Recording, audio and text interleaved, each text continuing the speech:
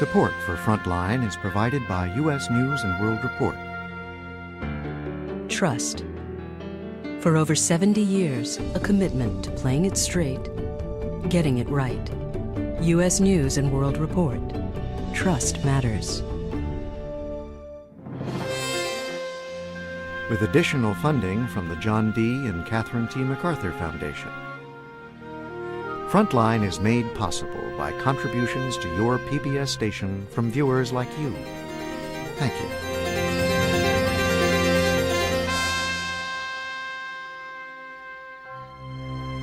Ten years ago, in the small East African country of Rwanda, 800,000 people were slaughtered by their own government. This was ordinary men, women, and children, and the only reason that they were killed was because they were Tutsi. Virtually the entire world turned away and did almost nothing to stop the genocide.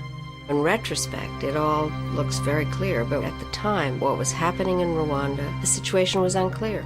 They cannot tell me that they didn't know.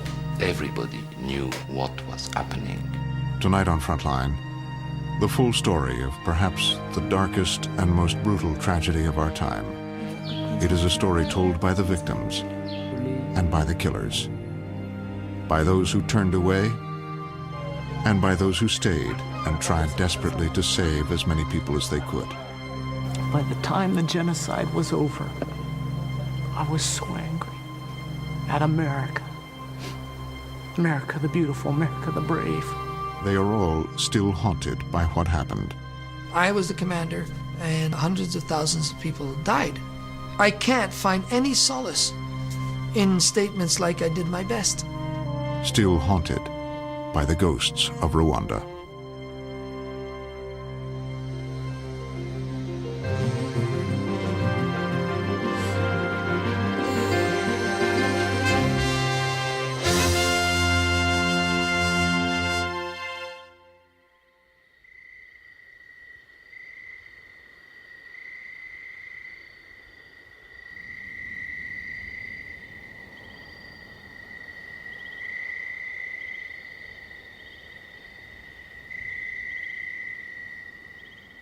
Rwanda will never, ever leave me. It's in the pores of my body. My soul is in those hills. My spirit is with the spirits of all those people who were slaughtered and killed that I know of. And lots of those eyes still haunt me. Angry eyes or innocent eyes. No laughing eyes. But the worst eyes that haunt me are the eyes of those people who are totally bewildered. They're looking at me with my blue beret, and they're saying, what in the hell happened? How come I'm dying here? Those eyes dominate, and they're absolutely right. How come I failed? How come my mission failed? How come, as the commander, I did not convince, I lost soldiers, and 800,000 people died?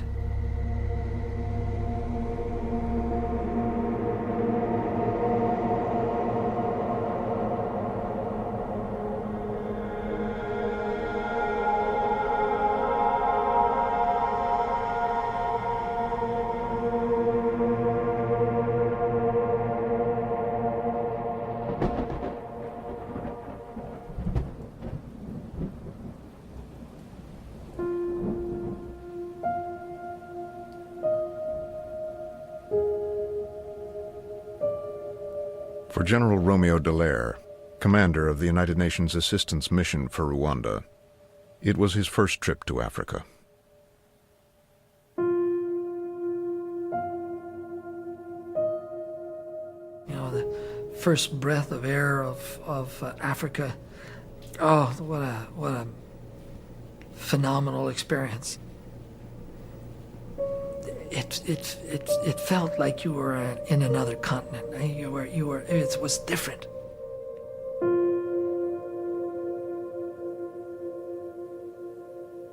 Felt a little nervousness, of course, of the first shaking hands with those leaders and starting up the mission.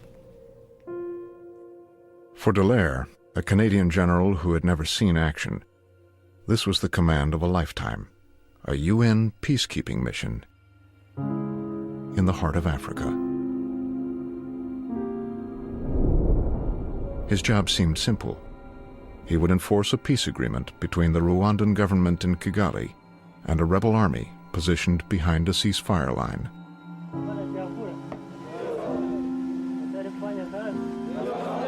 The rebels were mostly Tutsis, an ethnic minority that had been persecuted for decades. Some of us had been refugees since 1959, and over the years, in early 60s, in 70s, there had been killings of Tutsis in different parts of Rwanda. So we mainly focused on the very fact that there was need for change in the country, and that these stateless people, ourselves, were everywhere in the neighboring countries and beyond, needed to come back home.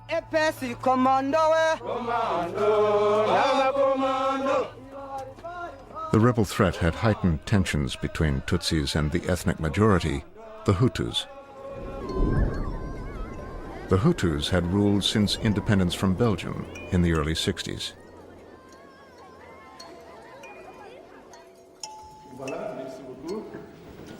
Under the UN-backed peace accord, the Hutus would be forced to share power with the Tutsi rebels.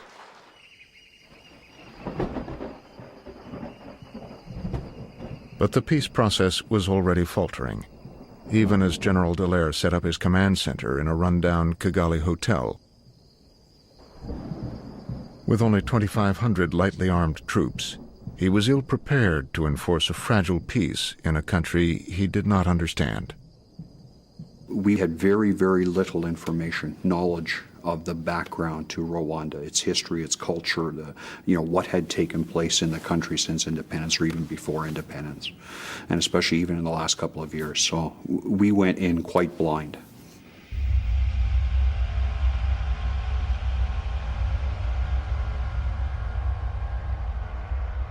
From the moment he arrived, someone was testing Dallaire's ability to keep the peace. There were mysterious riots and assassinations.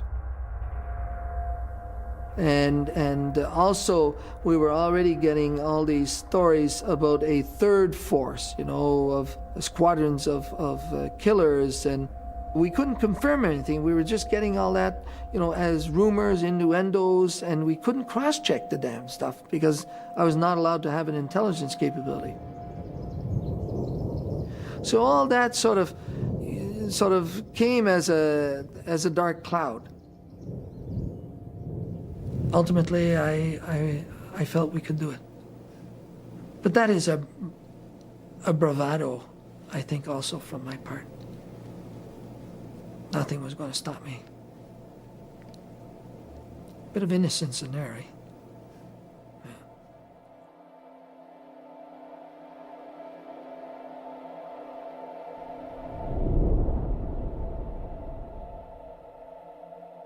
Then, from inside the Third Force, an informant emerged. The informant revealed that a secretive group of Hutu extremists was plotting to derail the peace agreement and exterminate their enemies.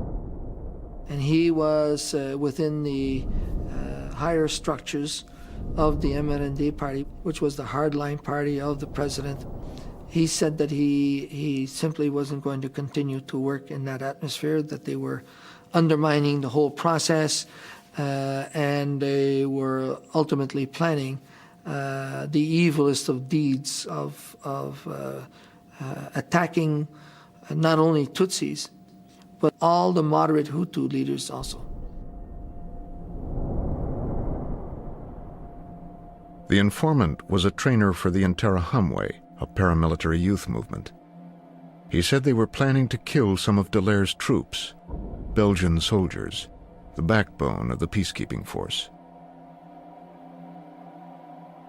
Jean-Pierre, the informant, said they felt that if the Belgians were killed, that Belgium and the UN would pack up and leave. So already the situation was changing, that somebody didn't want us there and that they were going to target us to encourage us to go.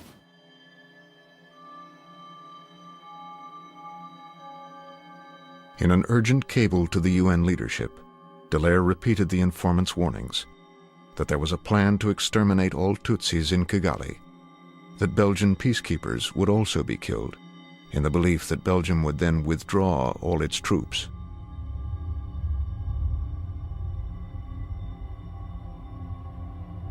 Dallaire told New York he was going to raid the militia's arms caches. He signed off in his native French. Where there's a will, there's a way. Let's go. I sent that, and then I went to bed and probably slept one of the best nights I had, because I felt that finally we were going to take a certain level of control that would permit us to do so much more. The cable arrived in New York at the UN's peacekeeping department, then run by Kofi Annan.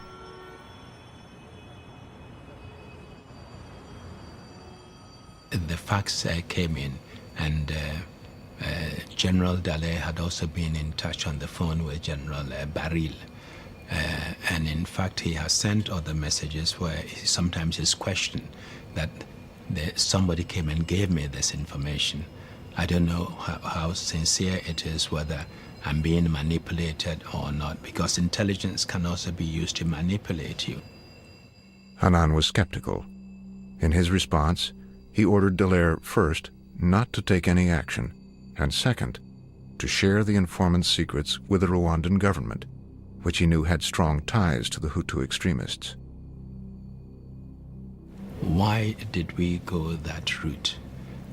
Often shining light on these things and telling those planning it at the governmental level that the international community knows what is being planned. We are monitoring, we are going to deal with you harshly, and we know what you're up to. Sometimes it's a very good deterrent. Annan told Dallaire he was not to raid the arms caches, and he must avoid any action that might cause UN troops to use force. The big hammer at the end of the message that came to me within hours of my sending my information message was stop, decease, and by the by, you're totally outside of your mandate.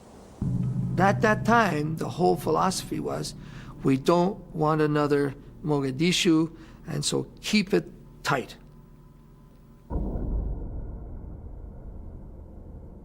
Mogadishu. 3 months earlier, when the Black Hawks were shot down in Somalia and 18 American soldiers died on a UN mission, it changed everything about Washington's commitment to peacekeeping, especially in Africa.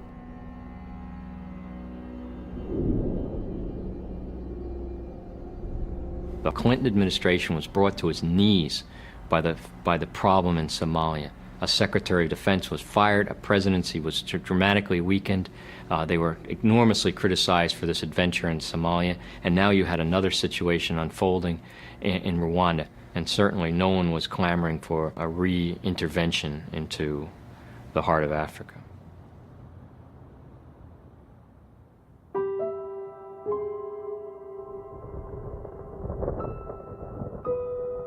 Despite the growing sense of danger, Kigali was teeming with thousands of Western expatriates. Diplomats, aid workers, and their families. The official line from the UN and all their embassies was that Rwanda was still safe. It was strange because on the one hand, here's little groups of 8 UN soldiers fully decked out, you know, with all of their gear and their machine guns and everything, patrolling the city of 8, you know, and we used to joke, you can't spit without hitting a UN car. And so you got all this white vehicles, black UN all over them, and occasionally you would see some white tanks or something. There was an incredible sense of security in that. And yet we also knew things were going to blow. Hutu extremists were now confident the UN would not stand in their way. They imported thousands of machetes, prepared death lists, and began targeting their political opponents. It became simply a nightmare for the Tutsis, for all of the members of the opposition parties, even if they were Hutu. And we lived through a series of political assassinations almost on a daily basis. Every day God gave us, we had 3, 4, 5 dead bodies, people that we picked up on the streets every day.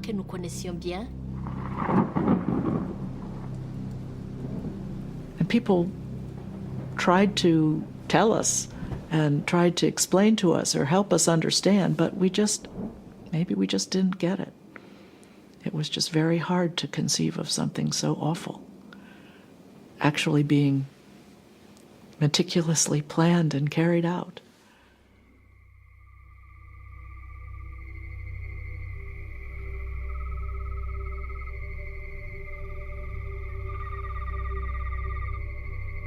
In central Kigali, a group of friends gathered for dinner at the home of a young American diplomat, Laura Lane.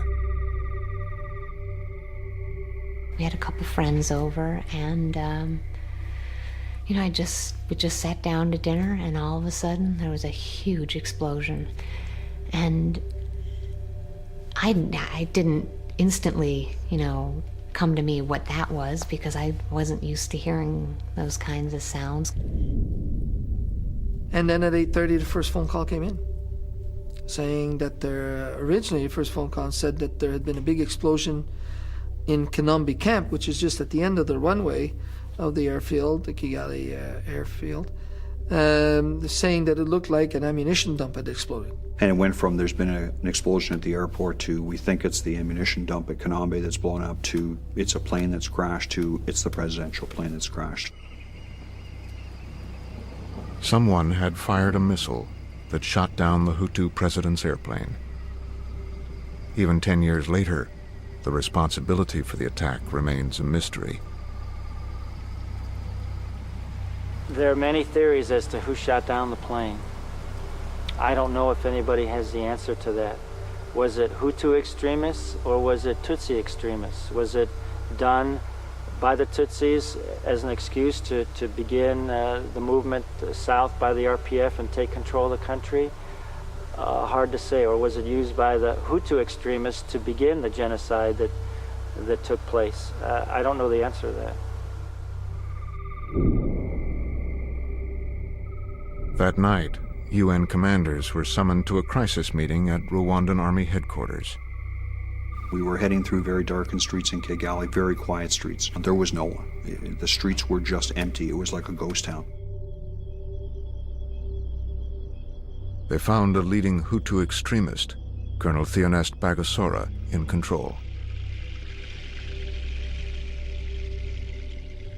Colonel Bagosora, who was the chef de cabinet of the Minister of National Defense and a hardline person, in fact, considered even more than hardline.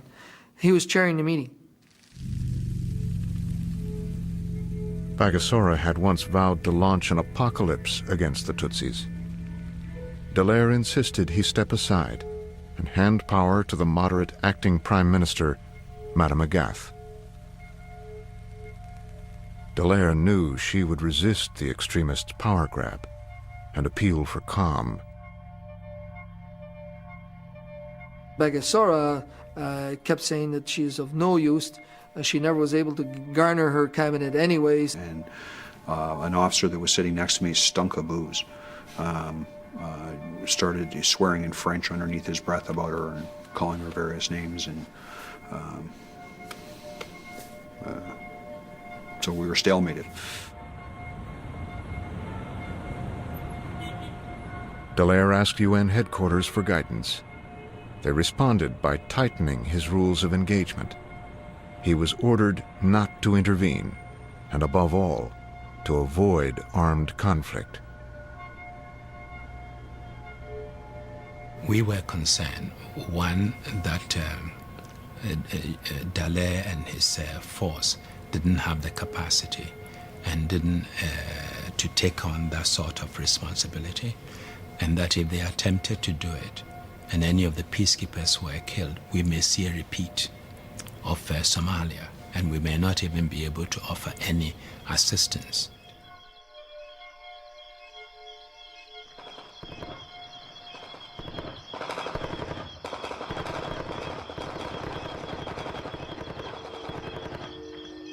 You heard gunshots, you heard screams, you heard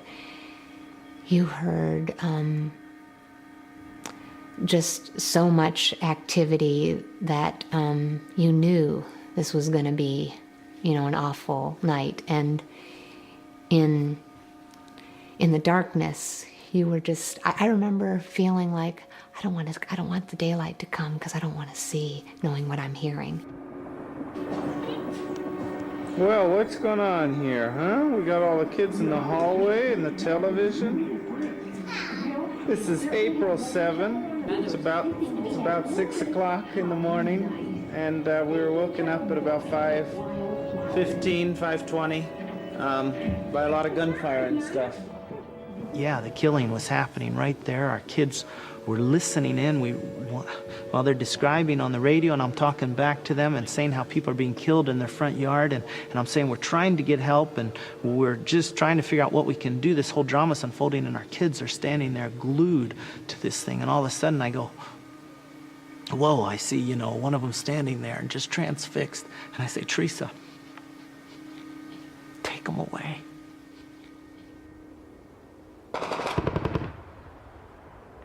That morning, Dallaire sent Belgian and Ghanaian peacekeepers to guard Madame Agath, the moderate prime minister. Then he went to find the extremist leadership. Agath was getting all the protection she needed, at least we expected it needed. I mean, they ended up by having 25 troops there. With that sort of in hand, my job now, because I was moving around, is to go get a hold of Bagassar and say, well, okay, what's going on now? What is the situation? Roadblocks were coming up. But as I got closer to the inner core of the city, the roadblocks became more serious, and ultimately the roadblocks in that inner circle there was controlled by the Presidential Guard. And so we made our way to the Ministry of Defense. Nobody was there.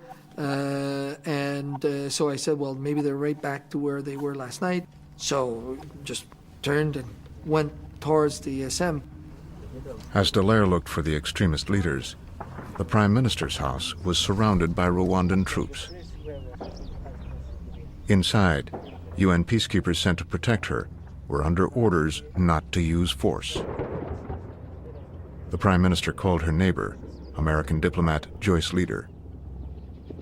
About 8:30 in the morning, she called and asked if she could come and hide in my house. The Prime Minister. The Prime Minister. And I didn't give it very much thought, and I said yes. But then when the Ghanaian peacekeeper who was guarding her, he must have put a ladder up on her side of the fence, and he came up he raised his head above the fence, and there were shots fired just then. Rwandan troops stormed the Prime Minister's compound. The peacekeepers radioed for instructions from Dallaire's Ghanaian deputy. We were in communication with them all along, and it was not even rational for them to try to oppose them.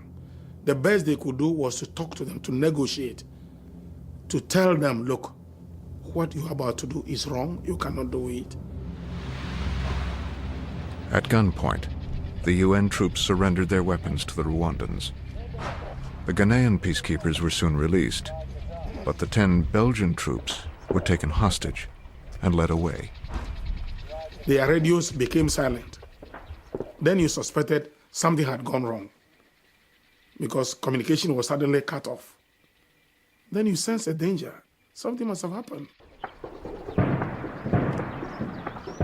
About another half hour later, we actually heard a scream and a shot and realized that it was the Prime Minister who had been found and killed.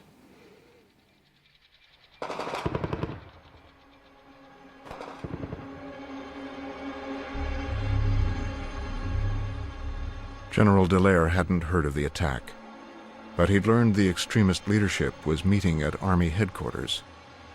As he approached, Dallaire caught a glimpse of his soldiers inside the Army compound, lying in the dirt.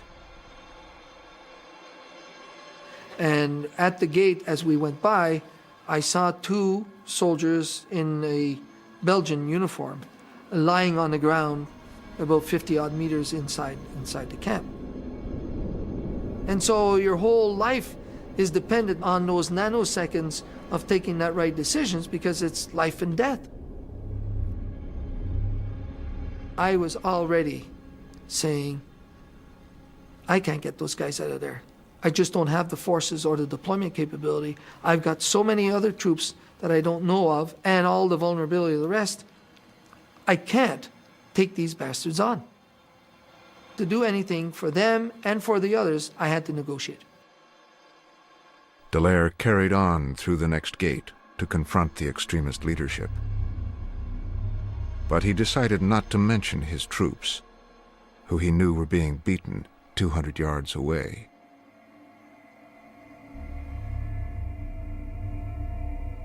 What I said was, get a grip of your units. I'm staying.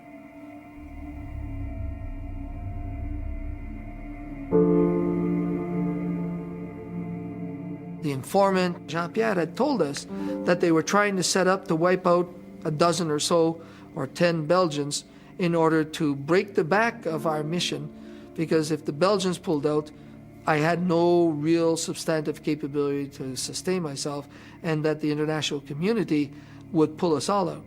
These guys knew about Mogadishu also. And so what I was making clear to them was that I'm staying. Dallaire later demanded to know what had happened to the Belgians, but he took no military action to rescue his troops. Finally, a phone call after insistence came and said that they are all at the hospital, at the morgue. And so I said, right, let's go. The morgue was a little shack, and a bit of an L-shaped small shack. And there was a 25-watt bulb at best. And there in the corner of the L shape was this pile of potato bags. Just looked like a pile of big, huge potato bags. And as we got closer, we saw that they were bodies.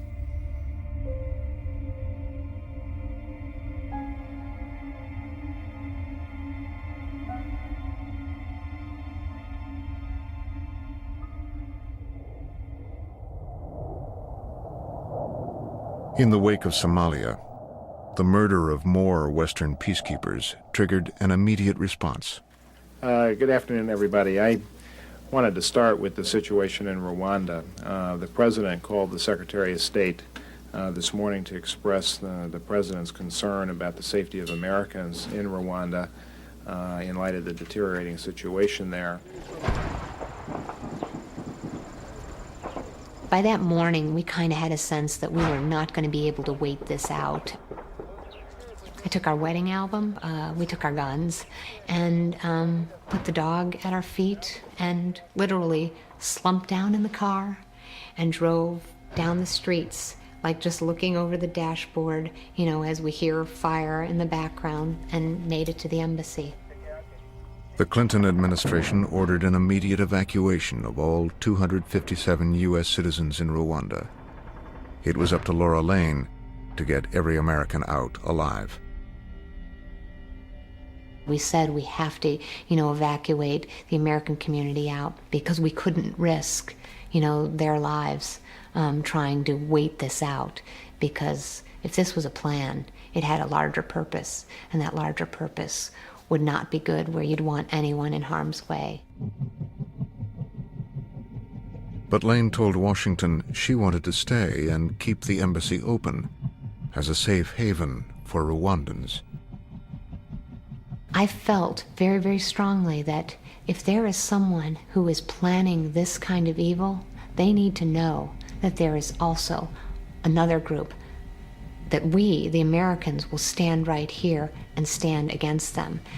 And I felt very, very strongly about that, because otherwise they think they could get away with it. Yeah, I do recall there was the notion that, yes, maybe we could stay behind and maybe we could do something. But then you have to say, with what do you create a safe haven? If the Belgian troops could not defend and protect the Prime Minister from a ruthless attack, what were unarmed Americans bearing a flag going to do? Maybe hopelessly naive. I mean, we were 4 people in an embassy, and very small embassy community. But I don't know, I think one person can make a difference, and maybe if we just saved one life, that was one life worth saving.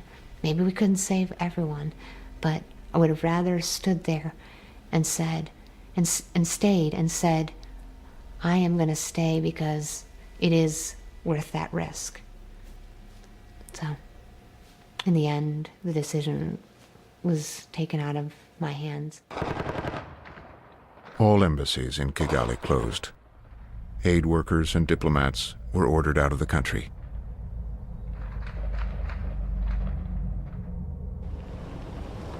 We started going out, picking up our military observers who were at various locations, picking up our UN staff, picking up diplomats, picking up people at risk. And we started a whole series of what we call rescue missions, to go pick people up, try to locate them. Beardsley went to rescue Polish Catholic priests trapped with 2 UN observers in a Kigali church where Tutsis had sought refuge. The military observers and the priests could hear people screaming over the church, so they'd left their quarters and had come over to see what was going on. They were grabbed and they were put up against the wall with a rifle underneath their chin, and they were held there while the identity cards were captured, were burned. And then the militia came in, and the gendarmes the police literally handed them over to the militia, who then proceeded through the rest of the evening to chop them apart with machetes.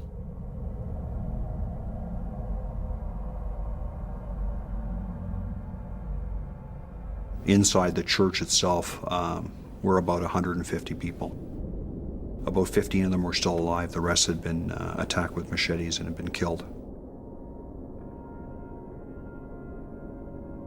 And the thing that stood out in my mind up until that day, it almost bore the resemblance of a coup, taking out the moderates. But this was different. This was just ordinary men, women, and children, and the only reason whatsoever that they were killed and targeted was because they were Tutsi.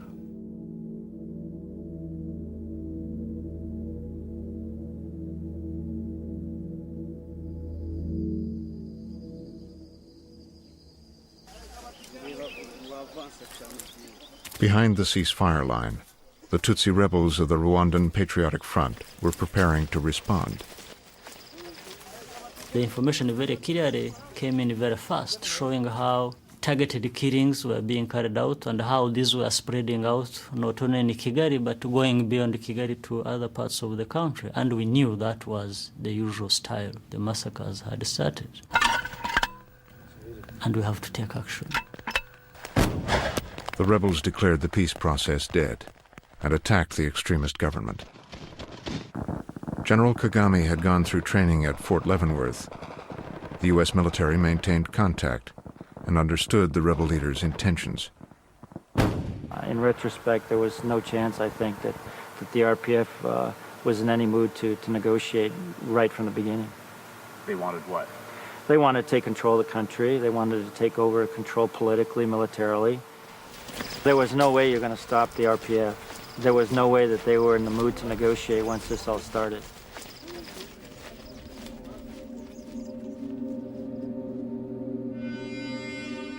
Overnight, 1,000 French and Belgian paratroopers had arrived without warning, seizing Kigali airport.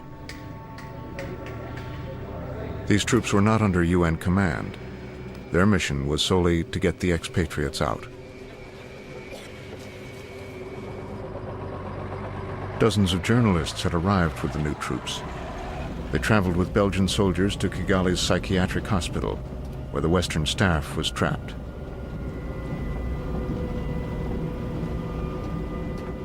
On the way in, they drove past the Interahamwe, waiting outside.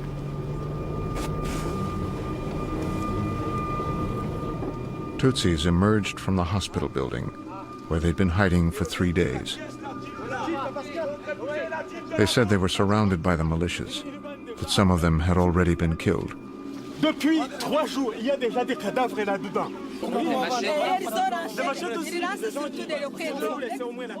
When it was clear the soldiers weren't going to help, the refugees appealed to the journalists.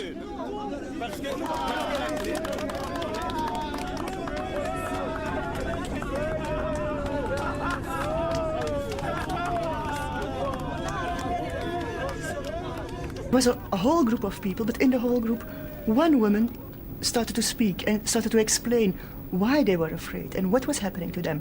And she started begging us to take her and the others with us. She was speaking to me, a woman to a woman, saying, "I'm afraid, please help me." Yeah, we were just listening to her, and then we couldn't do anything. At that moment, we thought we couldn't do anything, just listen and say yes.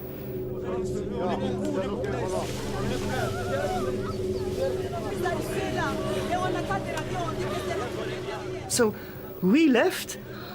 For the white people, it's over. Between you, the hundreds that stayed. And we heard the shooting at the moment we left, so it was clear for me that hell starts for them.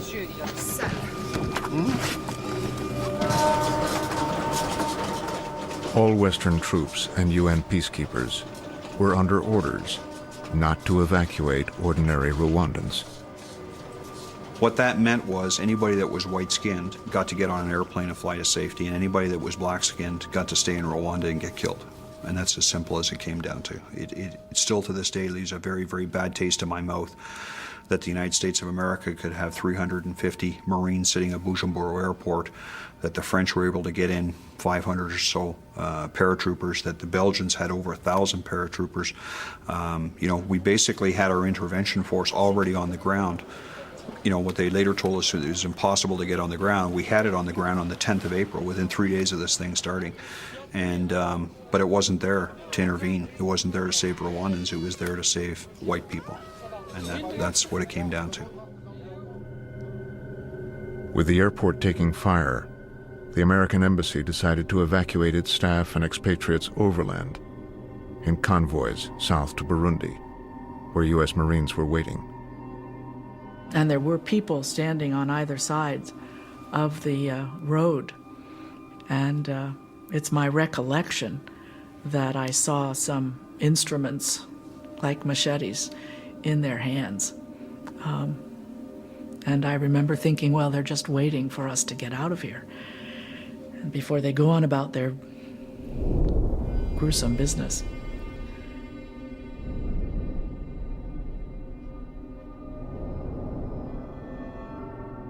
I was working for the American embassy, basically. I saw them leaving. I saw the flags on the vehicles. I know all the vehicles, I know all the peoples they belong to, and so on. So I said, okay. I think it was sad, surprising to see that by the end of the day, you are a person who has to die, when other people are allowed to be alive. This is a strange feeling. Americans were allowed to be alive. My neighbors were allowed to be alive. They were walking on the street, they were going to the market. And we were here feeling that we had to die anyway.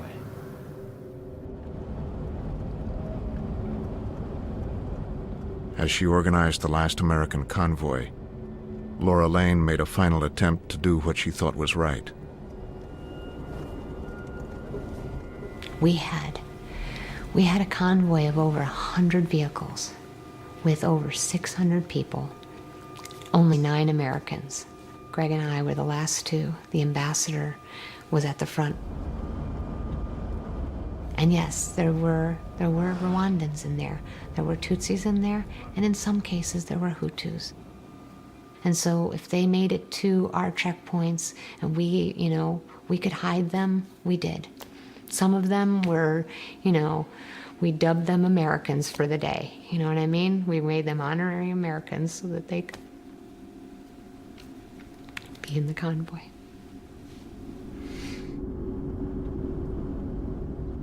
If people in Rwanda ever needed help, now was the time. And everybody's leaving.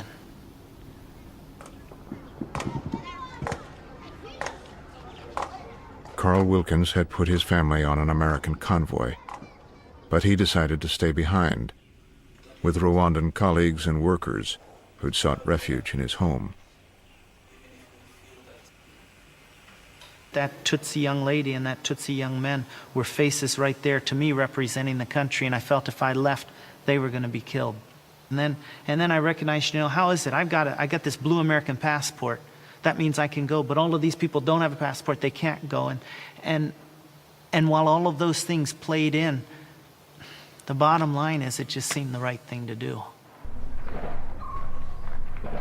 By the evening of April 10th, Carl Wilkins was the only American left in Rwanda.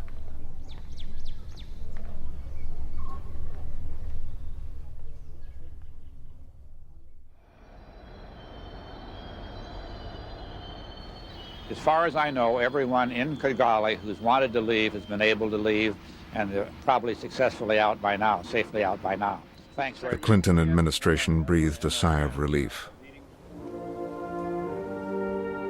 In Belgium, the country was in crisis. With 10 of its soldiers dead, the government wanted to pull all its peacekeepers out of Rwanda. But it didn't want to be embarrassed by leaving alone.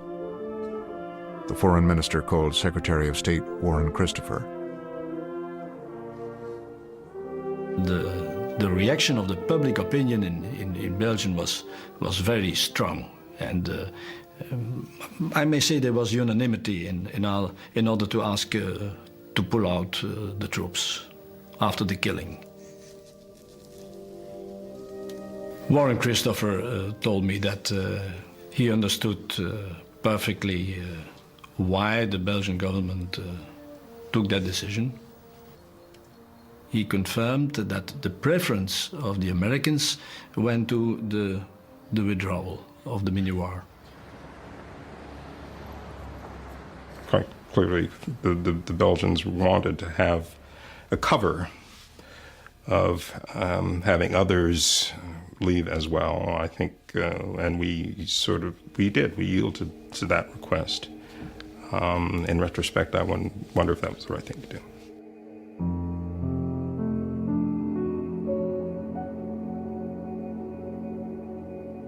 Christopher instructed Madeleine Albright, America's ambassador at the UN, to push for the withdrawal of the entire peacekeeping force. My instructions were to support full withdrawal. And I listened to the discussion very carefully in the Security Council, and I could see that our position was wrong, and especially in listening to the African delegate, Ambassador Gambari from Nigeria, was very moving on this. And I had the full backing of my colleagues to argue on the contrary, that we must forget about cutting and running, that it will be callous, it will be contradictory to the spirit of the Charter, which says Security Council has a responsibility for the maintenance of international peace and security everywhere in the world, including Africa. And I asked my deputy to take my seat while I left and went out into the hall, into these phone booths, and called Washington. And they said, well, no, we're worrying about this, and these are your instructions. And I actually screamed into the phone. I said, they're unacceptable. I want them changed. Albright's call was to Richard Clark, head of peacekeeping at the National Security Council. Clark declined to talk to Frontline, but he did talk to journalist Samantha Power. and they end up in a screaming match. The fight is not about whether to send U.S. troops to Rwanda. That's not even contemplated. The fight is simply about how to withdraw the UN peacekeepers and how many to withdraw and how many to leave in place and what the function of those peacekeepers should be who remain in place. That's what the fight is about. That's the extent of the dissent at the highest level of the U.S. government about this genocide. That's it. That phone call. With the United States demanding a withdrawal, the UN instructed General Dallaire to start closing down his peacekeeping mission. Dallaire turned to his deputy, General Henry Aniadoho, for advice. And I remember sitting in front of his desk, huge man sitting there, stoic. And I said, Henry, they want us out. We've failed in the mission. We've failed in attempting to convince. We failed the Rwandans. We are going to run and cut the losses. That's what they want us to do. And I said, no, we haven't failed. And as commanders, we are going to sit here, work hard, and see to its solution. So let's tell those people back in New York that we do not think that the mission should be closed. Aniadoho assured Dallaire his Ghanaian peacekeepers would stay. And that was all I needed. That meant that I would still have troops on the ground, which were good troops, not well equipped, but good troops. So I stood up and I said, Henry, we're not going to run. We're not going to abandon the mission. And we will not be held in history of being accountable for the abandonment of the Rwandan people. It was just morally corrupt to do that. And that's when I went back and told them to go to hell.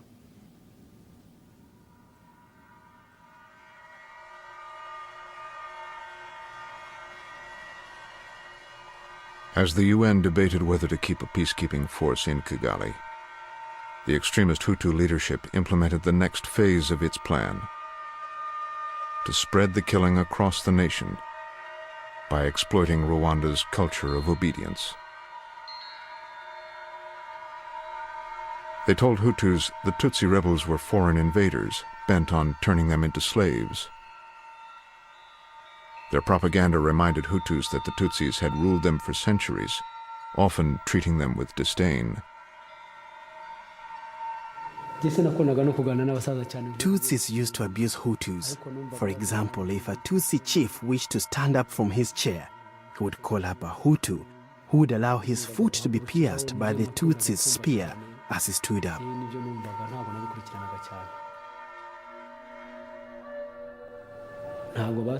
My understanding is that Tutsis are not originally from Rwanda. I heard that they might have come from Egypt or somewhere else. An extremist hate radio station told Hutus to eliminate their Tutsi neighbors.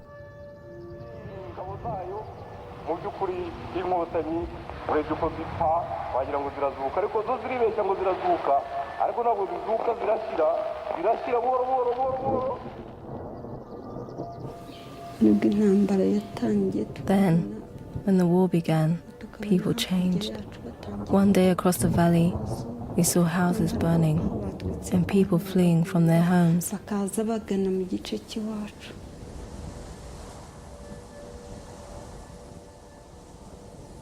A 12-year-old girl named Valentina followed her parents into the Catholic Church in Nyirabuye, where, along with more than 5,000 other Tutsis, they waited. It was April the 15th. I was a young girl. My parents thought the church was safe because no one will be killed in a church. When we arrived, I could see the older people were very sad and upset. Everybody was scared, but nobody knew what was going to happen.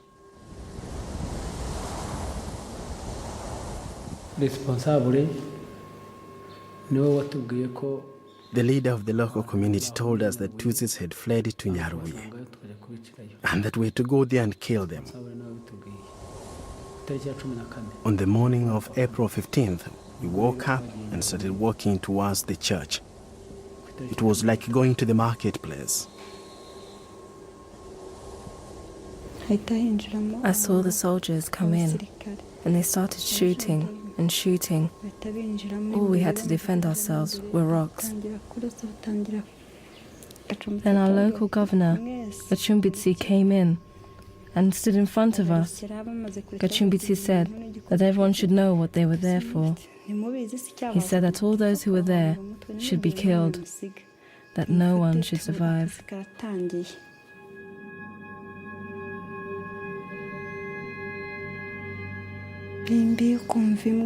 Then they started killing, hacking with their machetes.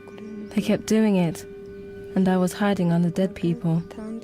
They didn't kill me because of the blood covering me. They thought they had killed me.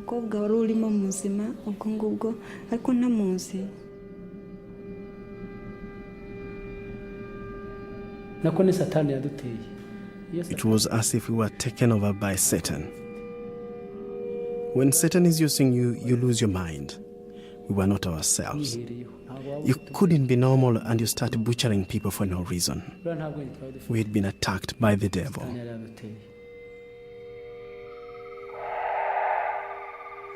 It was very late, around 2 a.m. when the Interahamwe came back. One of them stepped on my head. He was shaking me with his foot to see if I was alive. He said, "This thing is dead," and so they left.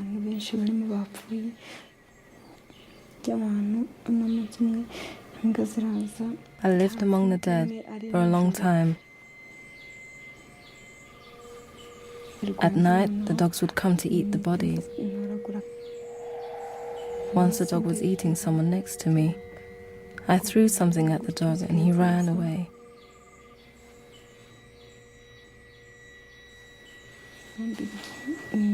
I hid in a small room. That's where I stayed and slept for 43 days.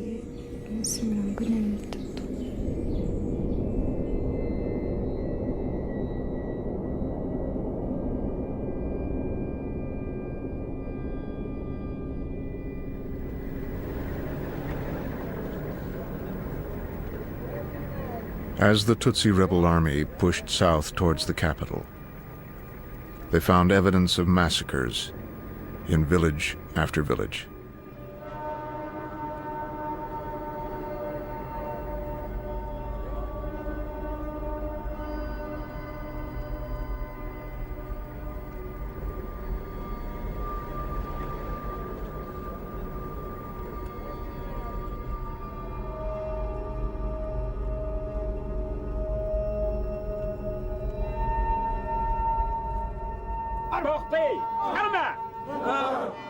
With the rebels approaching, extremist Hutus unleashed more Interahamwe militias to accelerate the killing.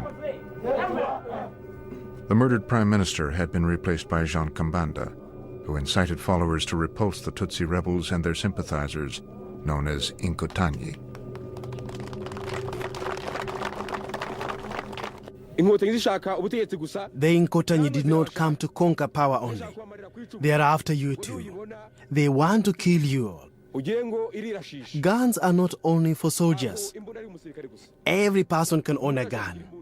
If they shoot, you shoot back. I too carry one all the time. Here it is.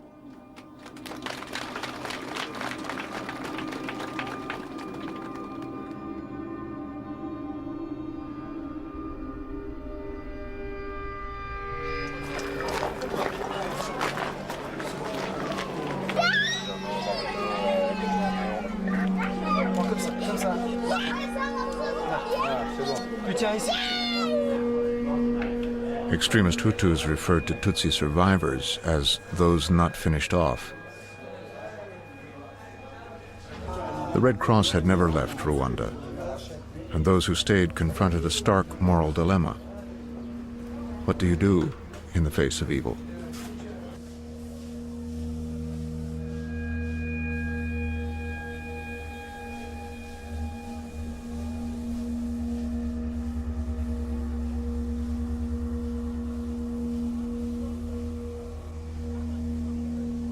a BBC reporter spoke to the Red Cross leader in Rwanda, Philippe Gaillard. Walking around here, the images are quite horrific. You've been dealing with this for a long time. What do you think of it? I don't know if I still feel something. I have a brain of iron. That's the way I've survived. That's the way I can speak to you in a so clear language. Is there a high price to be paid for that kind of brain of iron? Later on, perhaps? Later on, maybe. For the time being, so far, so good.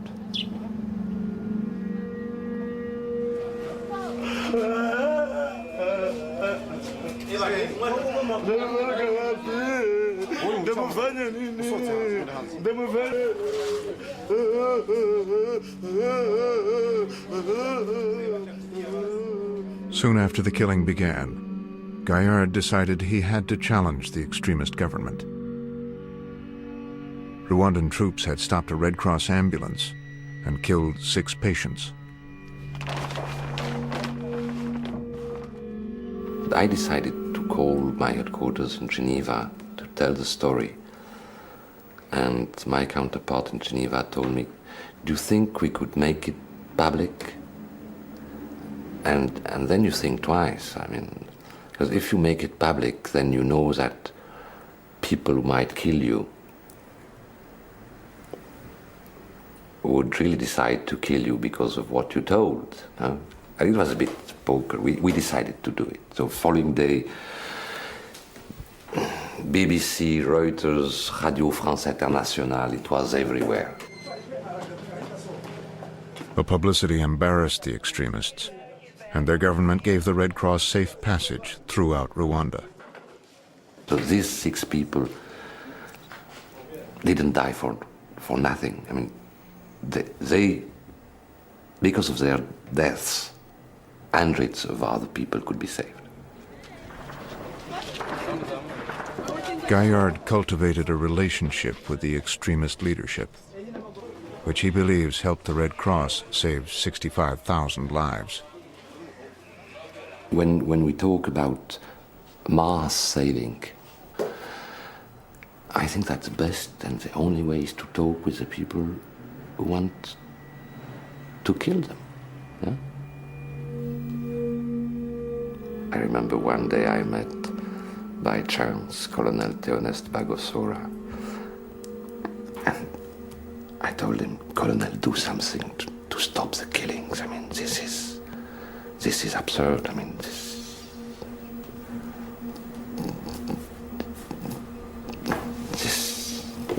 is suicide. I mean, and his answer was, there are words you never forget. No? His answer was, listen to sir, if I want, tomorrow I can recruit 50,000 more in Teramwe. So I took him by the shirt. I'm 58 kilograms and he must be 115. No? So I took him by the shirt, looked his eyes, and told him, Theoneste, you will lose the war. Gaillard's network of aid workers across Rwanda gave him the most accurate count of the death toll. He estimated that in the first 2 weeks, 100,000 Rwandans had been killed.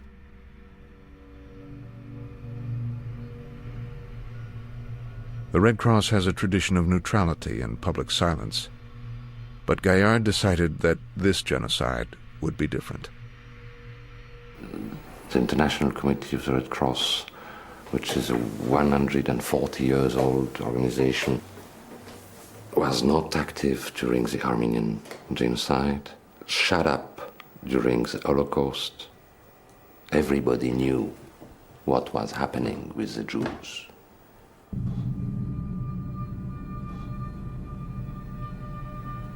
In such circumstances, if you don't at least speak out clearly,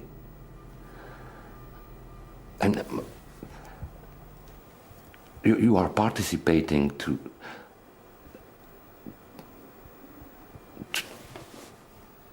the genocide. I mean, if you just shut up when you see what you see, I mean, morally, ethically, you cannot shut up.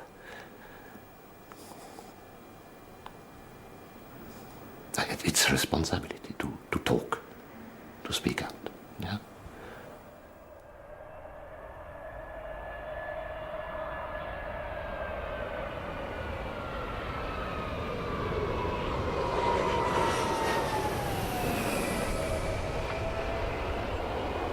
A Rwandan human rights activist traveled to Washington. She'd been smuggled out of Kigali after a harrowing ordeal. Monique Mujawa Maria came to tell American officials what was happening in her country and ask for stronger U.S. action.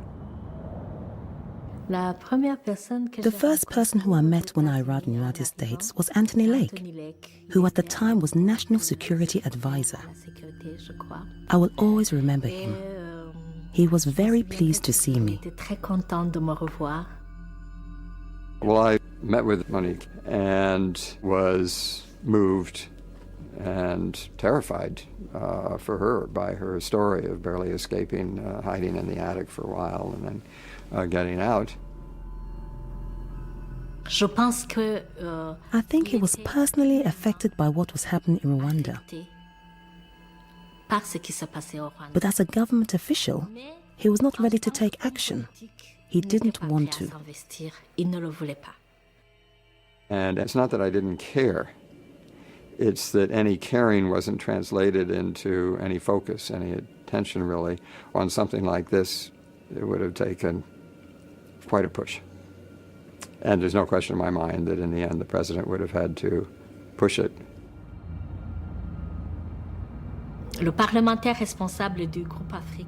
A congressional official responsible for Africa gave me an explanation which was discouraging but also enlightening.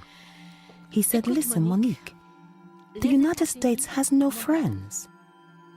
The United States has interests. And in the United States, there is no interest in Rwanda. And we are not interested in sending young American Marines to bring them back in coffins. We have no incentive."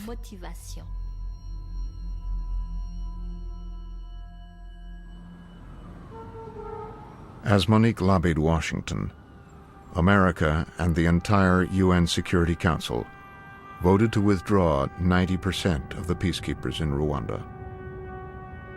This was the compromise Madeleine Albright had argued for. At least a token force was allowed to remain. It was a very, very difficult time, and the situation was unclear.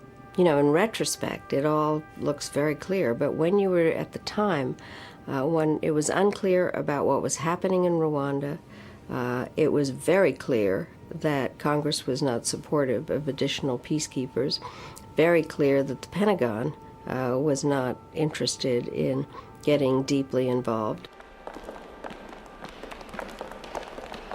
What was your gut feeling about the effectiveness of that force that was being left behind? Well, I think that my gut feeling was that it couldn't do what it had to do.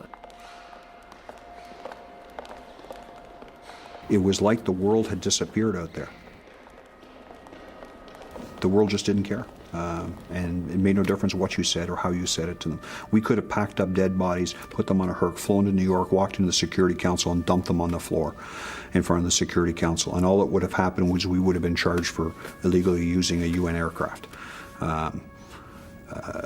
They just didn't want to do anything.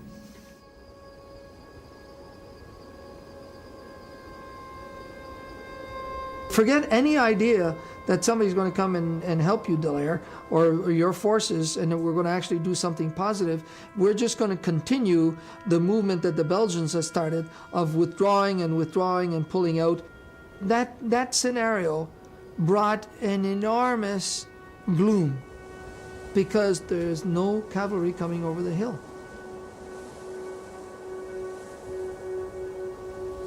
General Dallaire was left in Kigali with only 450 ill-equipped troops from developing countries. Now he faced the moral burden of bearing witness to a genocide without the means to stop it. He was abandoned by his own organization. This is terrible. To be abandoned by his own organization, it's terrible. I was always supported. It's a big difference, a huge difference. We needed surgeons, nurses, I mean, this kind of very specialized stuff, you know. It arrived to Rwanda within days. It's very, very efficient, very short. They came. Some people had to be changed because some people got crazy. But then you find other people who, yeah, able to take risks and to do the very little things you can do, which are always miracles. Do miracles. That's, yeah, in such context, it's the only way to do something, I guess.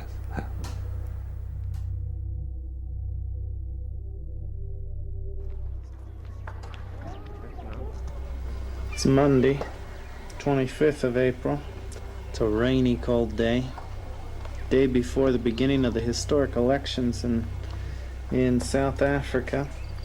And rockets have just been flying over the house.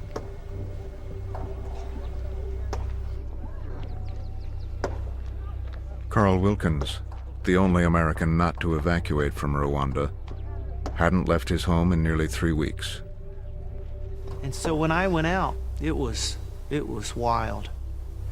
There were horses roaming the streets, and there's no horses in Rwanda except at the Belgian club, and someone, I guess, had let them out of their stalls. And there were guys sitting at roadblocks in couches, you know, and they'd have an old shotgun across their lap, and they'd have like a monkey, you know, on a leash, some foreigner's pet who had fled. Little kids were playing with all kinds of Western toys all over the city. Little Rwandan kids had never seen these toys before, much less been able to touch them and play with them.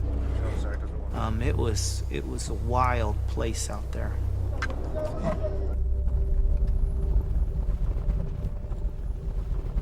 Gromo Alex, a veteran UN aid worker, volunteered to come back to Rwanda and set up a humanitarian team in Kigali.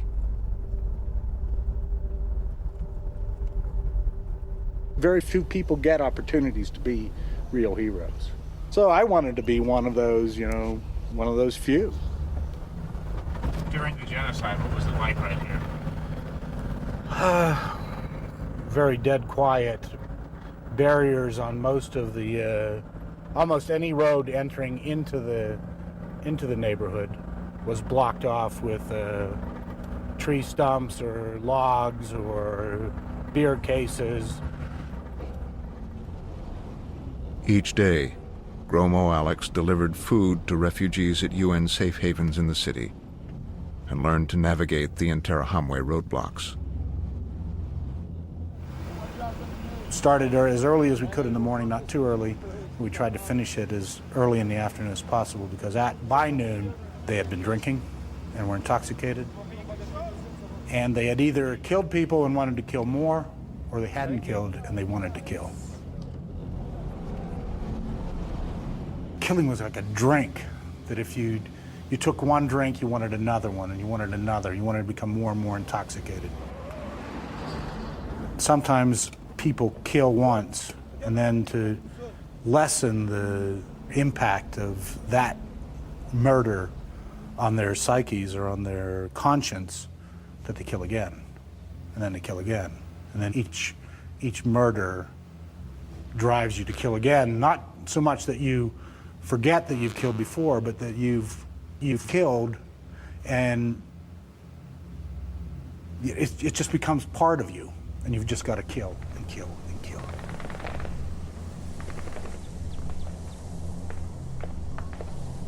"4 weeks into the genocide, the Red Cross estimated 300,000 Rwandans had been killed.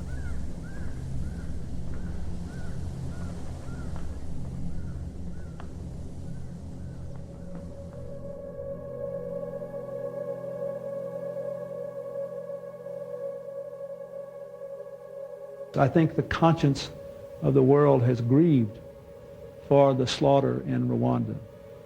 But we also know from not only the Somalia experience, but from what we read of the conflict between the Hutus and the Tutsis, that there is a political and military element to this. So I think we can take the lessons we learned and perhaps do a better job there. I think the problem here, for me, for the president, for most of us at senior levels, was that it never became a serious issue. We never came to grips with what in retrospect should have been a central issue of, do we do much more to insist that the international community intervene and go out and find the troops that are necessary, or even contemplate an American intervention itself. That issue just never arose. The administration left Rwanda to the bureaucrats, and an interagency working group led by the Deputy Assistant Secretary of State for Africa, Prudence Bushnell. I mean, what an extraordinary way to spend time. Bye, dear, I'm going off to the office today to sit with my people and talk about, is there any way we can save human beings from being slaughtered when there are no resources, there's no peacekeeping. It was, these were conversations I'll never, ever forget. Bushnell's hands were tied by the government's policy of non-intervention. So when she called extremist Hutu leaders, she could threaten them only with words. I would set the alarm for 2 o'clock in the morning and having these bizarre conversations in French. Hello, this is Prudence Bushnell. Stop it. Stop killing people. When she called General Kagame, the Tutsi rebel leader, Bushnell's instructions were to demand that he halt his advance and negotiate with the extremists. He was always very dispassionate, but there was a burst in the middle of this conversation of a fair amount of passion when he said to me, "Madam, they're killing my people." And it wasn't part of my instructions to be empathetic, and yet it really pulled at my heart, because I knew they were killing his people. And indeed, I talked to Pro Bushnell, and I hate remembering the conversation I had with her, because it always brings back those memories that while for us we are focusing on and seeing that hundreds of thousands of people are being killed, somebody else was talking about something else that had nothing to do with saving the lives of these people who are being killed.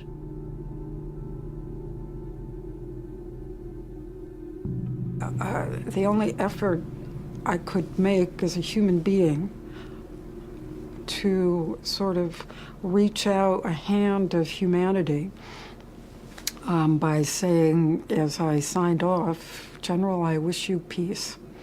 And that's the way I ended my conversations with him. It was awful. Excuse me. It was really difficult.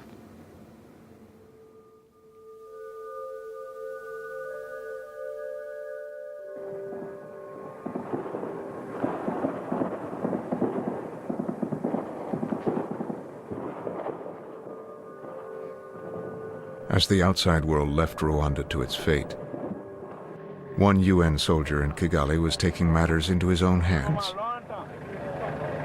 Captain Mbaijang of Senegal was an unarmed UN observer, renowned for his ability to charm his way past the killers.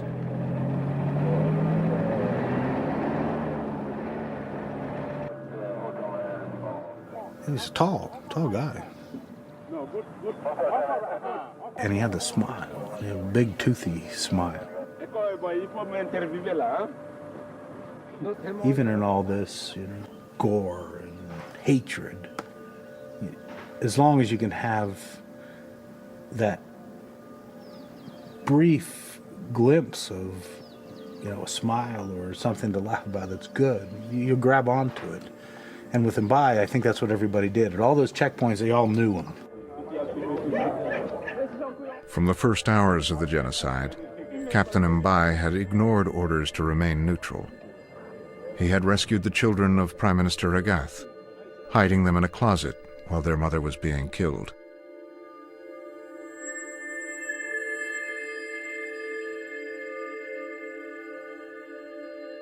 Based at the Hotel Milcolin, a safe haven in the center of Kigali, Captain Mbai was part of a group of UN observers whose very presence was often enough to keep the killers at bay. These guys didn't move. This heart of observers, the gang that stayed at the Milcolin, there were 7 or 8 of them, that particular group, on their own initiative, would go to places where people told there might be people hidden, and they would get them out and bring them to either Milcolin or another safe place that we had. And Yang was one of those leaders in that. I mean, he was evident, courageous, and risk-taking. But even General Dallaire didn't realize the full extent of Captain Mbai's secret rescue missions. We'd see in this back room in Amahoro Hotel, the headquarters, large groups of people that all of a sudden appeared and then next day were gone. We began to put together that Mbai was bringing people from all over town to the headquarters and then evacuating them or having them picked up and taken to safety elsewhere.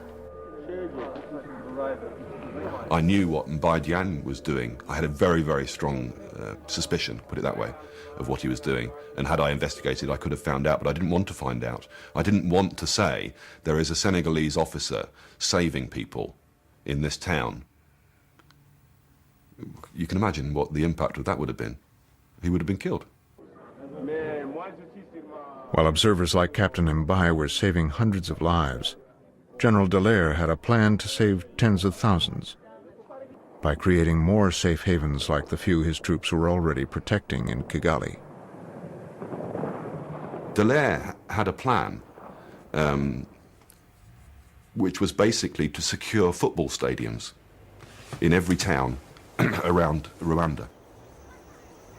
Football stadiums were particularly defendable areas because they had large concrete stands. And if you have 50 soldiers with guns on the top of those stands, you can stop people coming in to kill people, basically. So I think it was very doable if there had been a much bigger UN, not that much bigger, a few thousand well-armed UN soldiers. General, you do say that people are being killed, taken out of fight in Kigali. What can the UN do about it? Send me troops. Will you send troops? What more do you want me to say? I'm waiting here. So send me troops.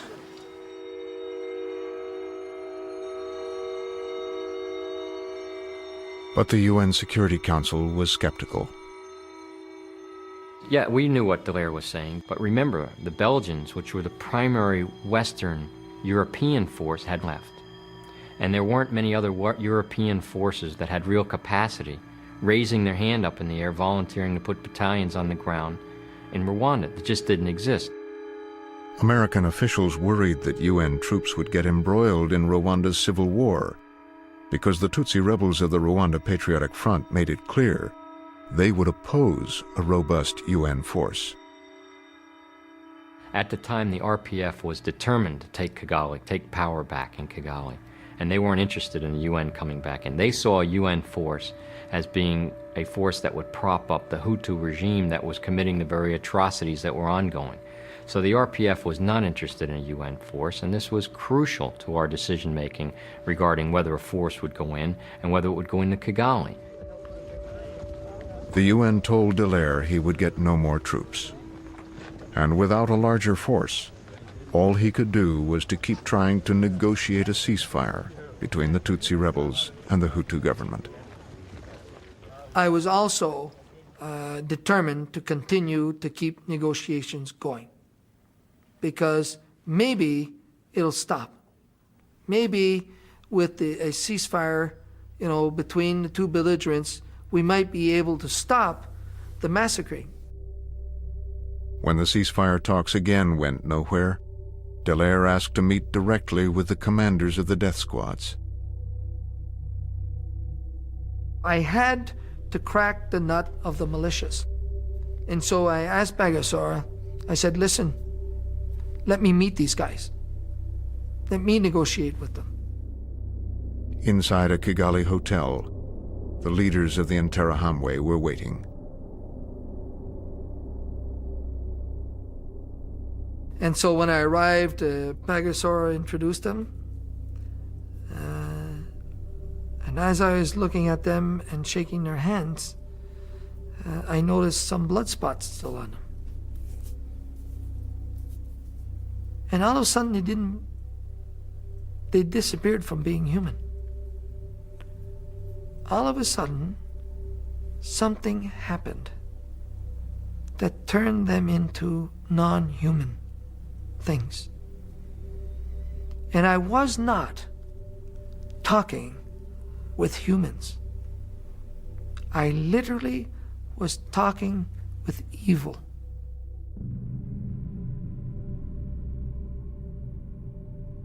It even became a very difficult ethical problem. Do I actually negotiate with the devil to save people? Or do I wipe it out?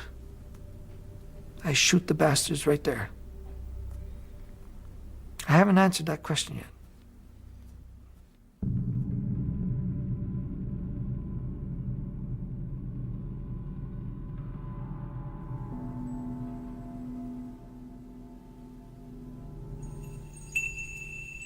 The Interahamwe continued to threaten UN safe havens like Saint Famille Church in Kigali. The Tutsi refugees inside suspected the Hutu priest was helping the killers. They appealed to Dallaire. There were like two Senegalese military who were coming from time to time. And we said, if they stay here permanently, we will be more or less protected, because, people did not want to kill and have and being seen, especially by the international community, journalists and so on. Dallaire placed the church under UN guard. As elsewhere, sometimes all he had to offer was a couple of unarmed UN soldiers. Quite amazingly, these people who were very brave managed here and at the ICRC hospital to prevent armed people from coming in and saying, stop, you're not allowed in here. This site is protected by the UN.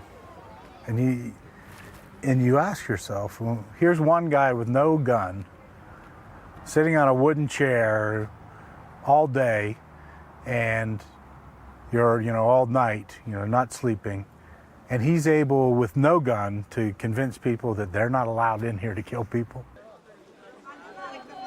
I mean, there were some powerful, brave things that were being done by UN soldiers, completely devoid of any support from New York. Forget it, I'm sorry. Nothing came from those people.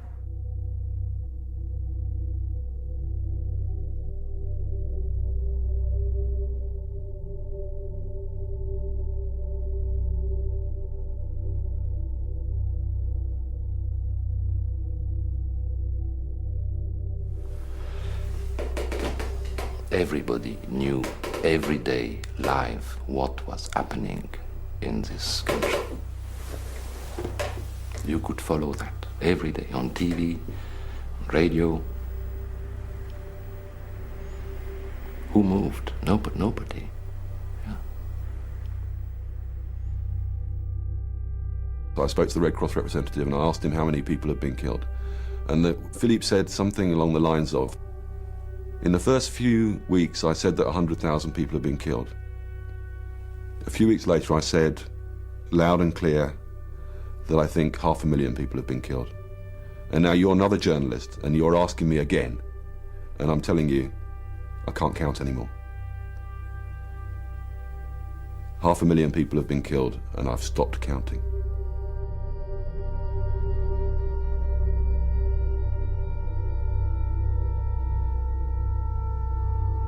They cannot tell us or tell me that they didn't know. They were told every day what was happening there. So then don't come back to me and tell me, sorry, we didn't know. No. Everybody knew.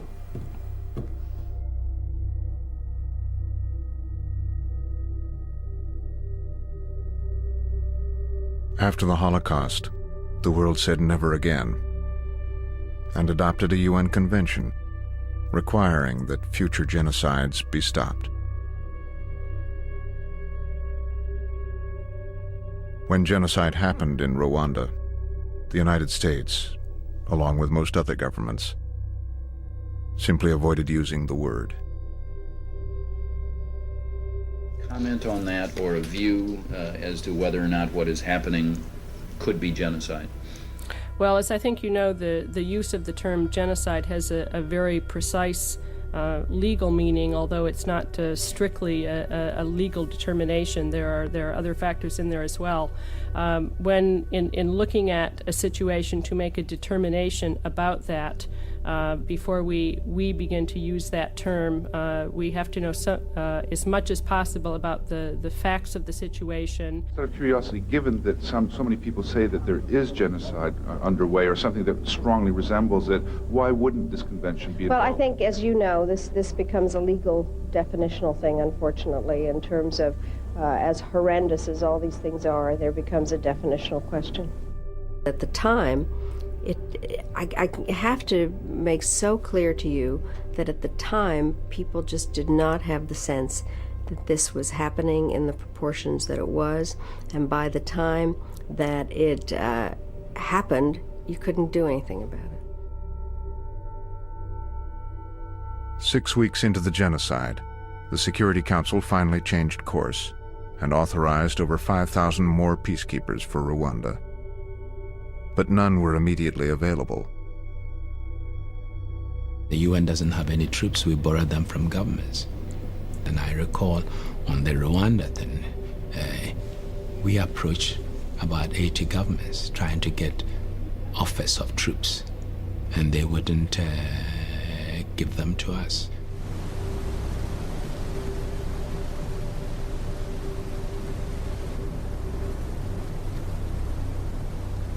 Washington promised logistical support. But as bodies flowed out of Rwanda down the rivers of Central Africa, State Department officials struggled to get the Pentagon to act.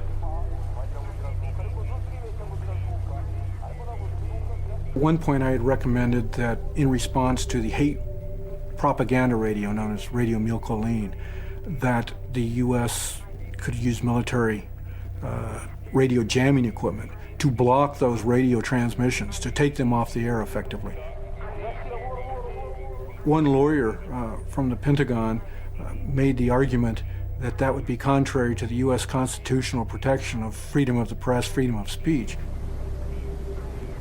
Truly atrocious that we weren't able to do something because of some legal nicety about international radio conventions. And then the APC thing as sort of emblematic, symptomatic. Washington had agreed to send 50 armored personnel carriers to the UN peacekeepers, but they would take 3 months to arrive.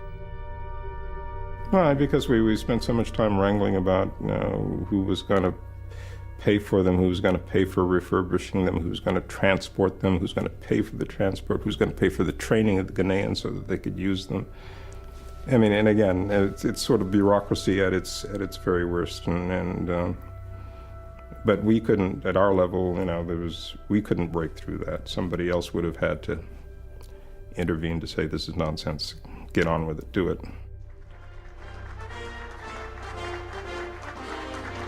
The bureaucratic paralysis emerged from the administration's decision not to intervene.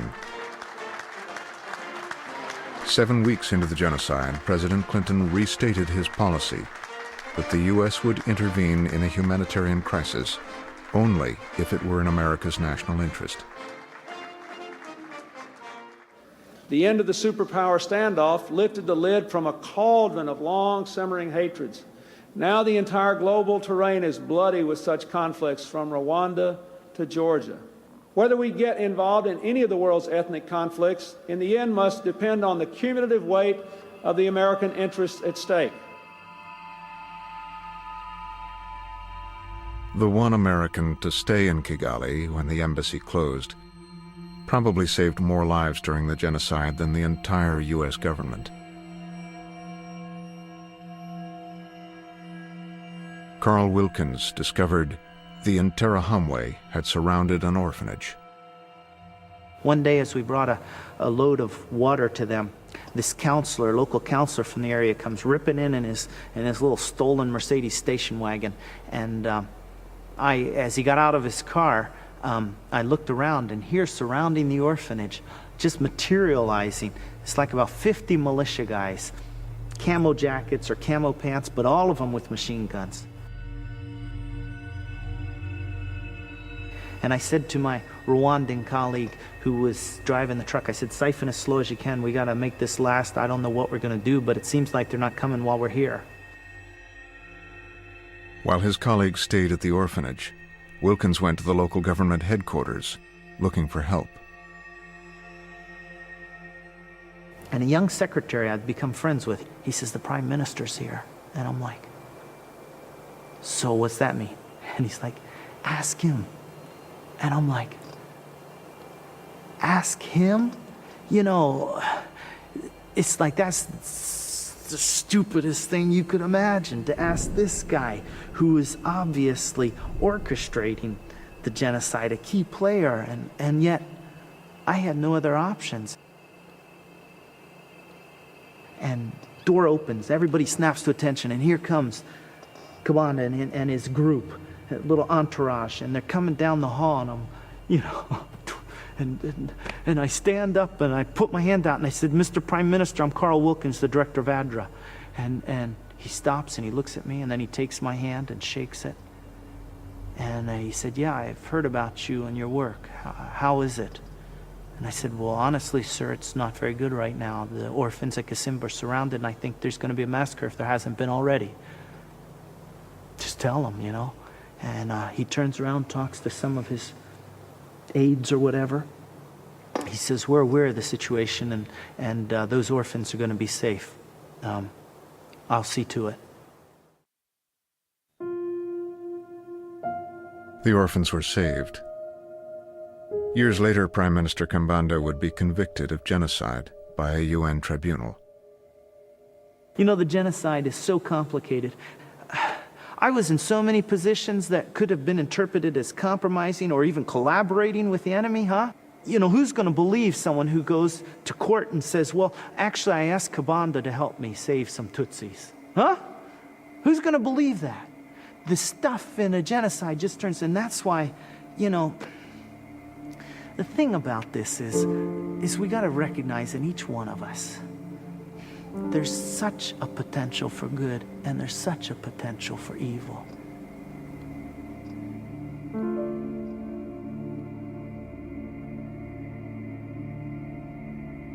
By late May, the extremists were running out of Tutsis to kill. They threatened to storm the UN sanctuary at the Hotel Milcolin.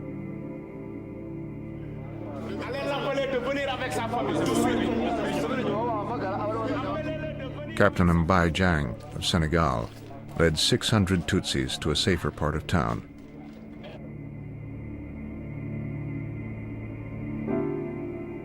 And the militia attacked the convoys. And I saw individual soldiers, including Captain Bai Dian, actually kicking people off because they didn't have guns. The UN soldiers didn't have guns. They were actually kicking people off and saying, you can't come up here. These people, we're saving these people. A few days later, Captain Mbai was driving from the hotel back to UN headquarters.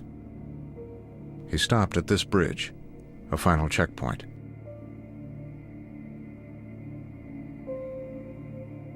A mortar had landed behind his car, and shrapnel came through the back window and in the back of his head. And apparently killed him instantly.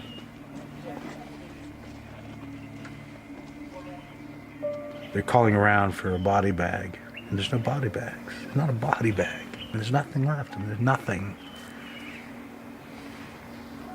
And you wonder, at this time we're starting to put it together, and we're saying, here's a guy who gave his ultimate, who did everything, and we don't even have a body bag, Nothing to, show him some respect. We had some UNICEF plastic sheeting, and we had some tape.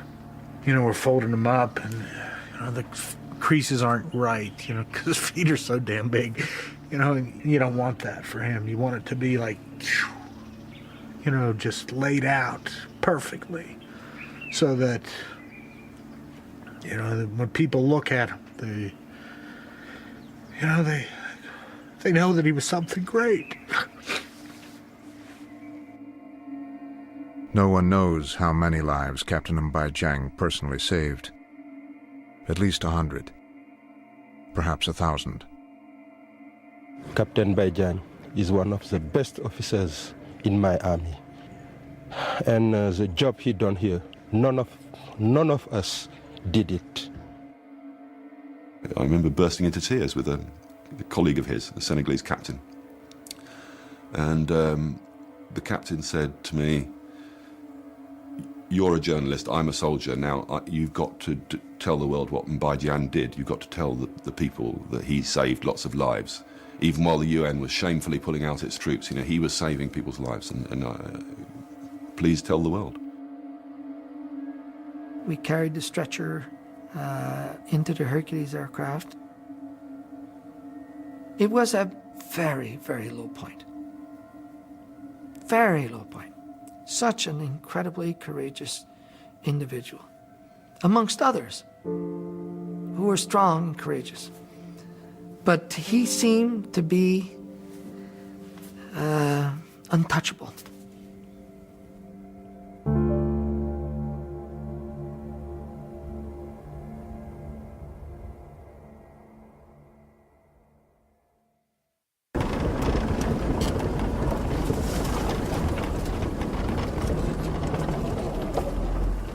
As the civil war in Rwanda was drawing to a close, the BBC's Fergal Keane was traveling with the advancing Tutsi rebels.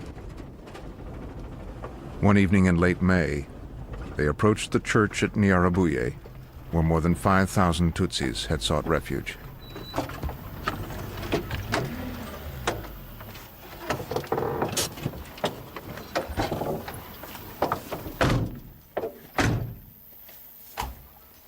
We got out of the car. And in front of the church there were some bodies on the ground.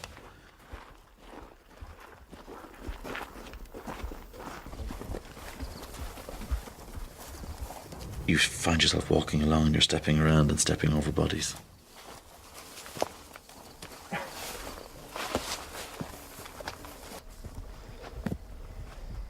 And then we walked down this path to through the church compound, and it was heavily overgrown. And we went down further until we came to this kind of open courtyard area where the bodies were stacked in against the walls.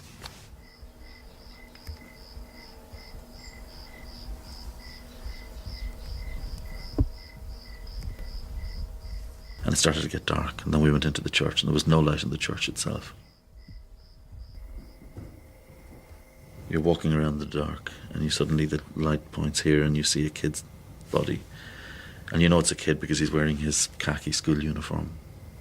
And he's lying there, and his head's been bludgeoned away. Then down in another corner, there's a man's body lying there. As we're coming out, we hear noises. Noises from one of the rooms. And I got very, very scared. And one of the drivers with us, a Ugandan, said, "Don't worry, it's only rats. Rats." And we left, and I just remember looking up at the church itself, and there's this white statue of Christ standing with his arms open. And then as you look down from him, there's the remains of a human body underneath. And I was raised as a Catholic, and I kind of drifted away big time from religion, but I prayed so hard. I said, "Our Father who art in heaven, hallowed be thy name. Give us thy kingdom come."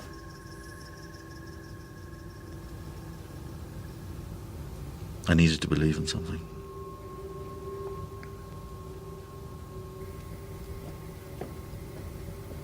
I think going to Nyarabuye, seeing what had happened there a few weeks earlier,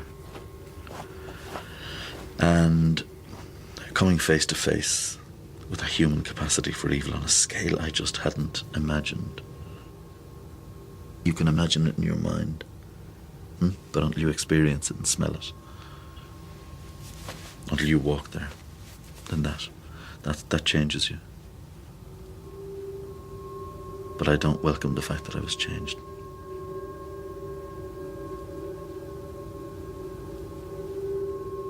We heard that there were survivors, and we got to the mayor's offices, the offices that had been used by the man accused of leading the genocide. And we walked in, and sitting on the ground were this woman and I think 2 children, and one of the children, she looked in the most terrible state. She, we could see that her hand was black, being hacked away. And there was a wound on the back of her head as well. The nurse was trying to dress the wounds, and this child looked. I looked at that kid and I said, "She's not going to make it. There's no way." The kid's name was Valentina.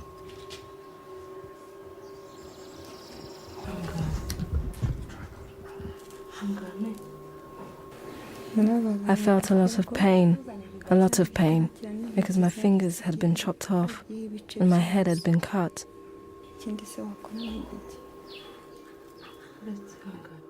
I was very sad because my family was all dead. I didn't think I was going to survive.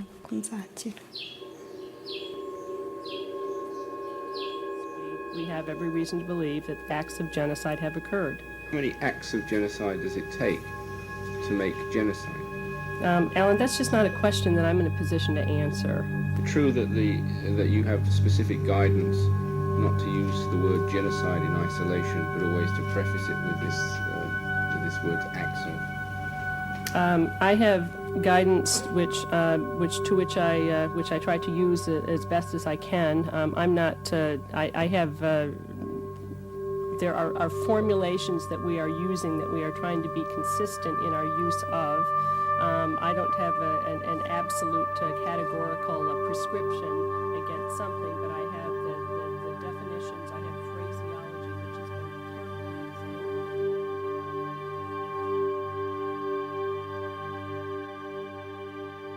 been. It is ludicrous in retrospect that the discussion was about, well, what might we be viewed if we declare that there is genocide and then we are not in a position or not ready or willing or able to do anything about it. The fact of the matter is it was there, and the fact that we didn't say so was already tarnishing our credibility and our capacity to do something about it. So, but I think, as I said, I think that's probably one of the most shameful passages in this whole exercise was the length of time and the amount of tortured discussion it took us to actually come to that determination.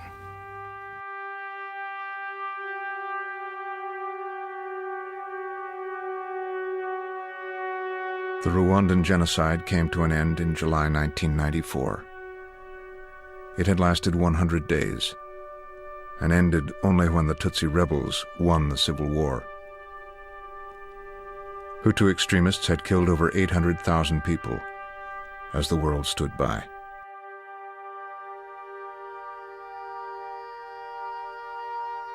When I'd lay down at night in the hallway there was a hope that something's gonna happen, you know? Something's gotta happen. This thing didn't end in a couple days like we thought it did. It didn't end in a week or two like we thought it would. Somebody's gonna do something.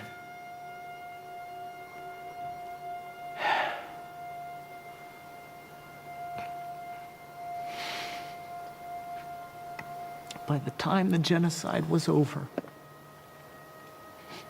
I was so angry at America. America the beautiful, America the brave.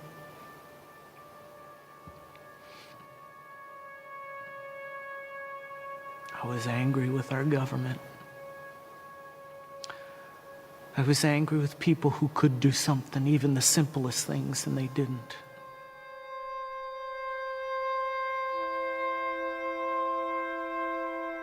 As the years passed, world leaders who did little as genocide happened on their watch came to places like Nyarabuye on pilgrimages of contrition. At what point did I start saying to myself, we should have done more? When did that start coming to me? Honestly, it didn't start happening probably until I went to Rwanda, saw the bodies. It was worse than anything I had seen in Vietnam. And after that, I began understanding, or at least asking myself, whether we couldn't have done more.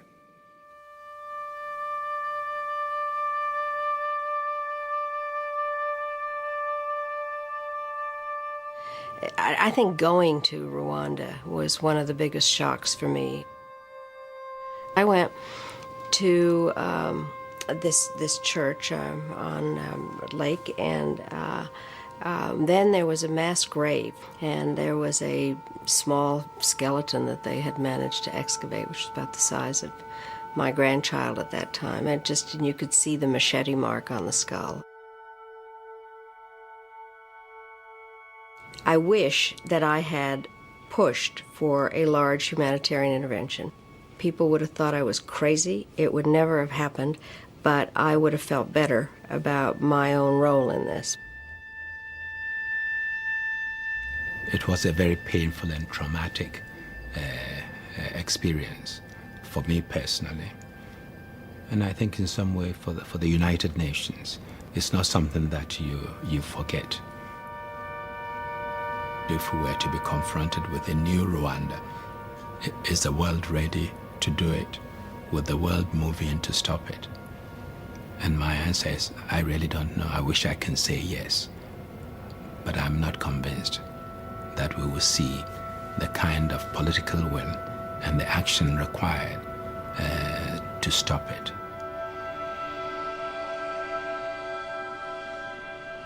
Eventually, President Clinton himself came to Rwanda.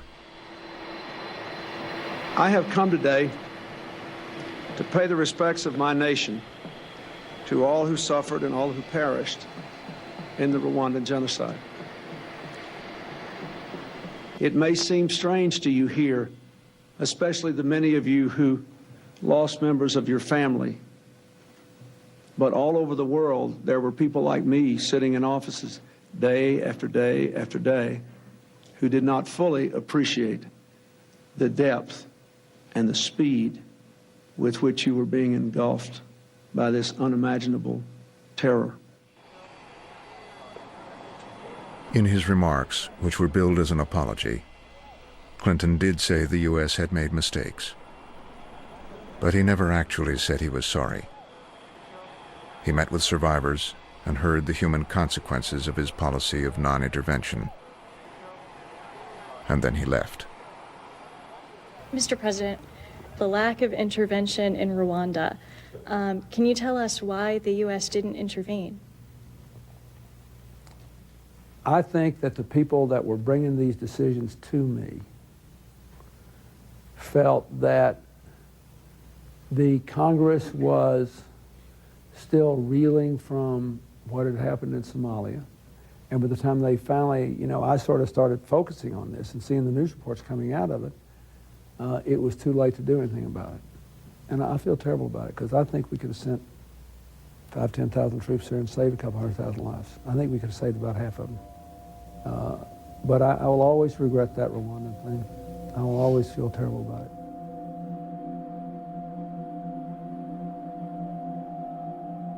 I came back with, and still live with, this enormous guilt.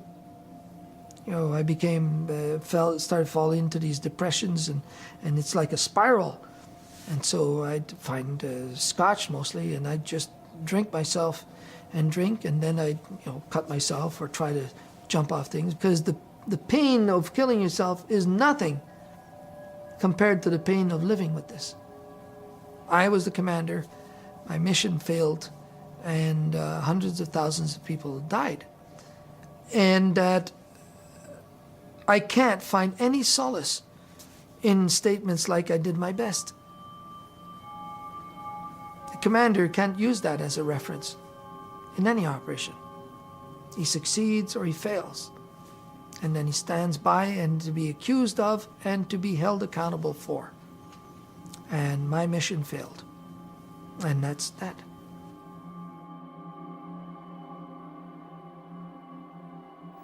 And I don't feel guilty. I never felt guilty. Daller felt guilty all the time. And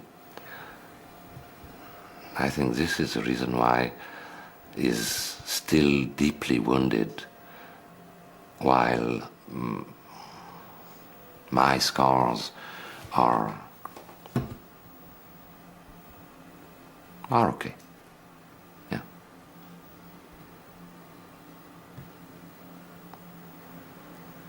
And when we came back from Rwanda with my wife, we were deliberately, we had no children. And it was so evident for her, for me, that after this experience, we both wanted to create life. I had never explained to my son that he was a product of a genocide. It's not easy to explain.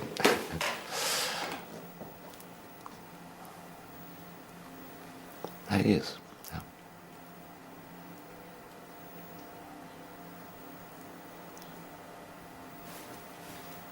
Nothing else, Greg.